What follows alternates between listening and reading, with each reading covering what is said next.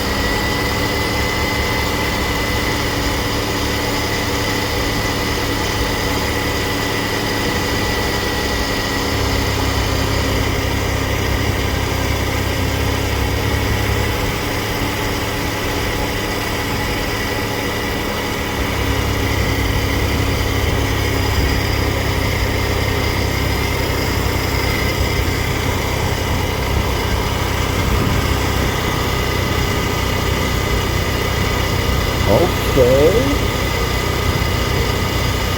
Alright. Now let's get to it. A lot of you guys are gonna be curious about what is the reason why I'm having a bit of higher readings on the low side and the high side seem to be pretty normal. What the hell is going on? Is actually the high side really normal? Look at the needle right there shivering like it's coming from the snow. And look at the low side there sitting right there at 60 psi. That doesn't look happy.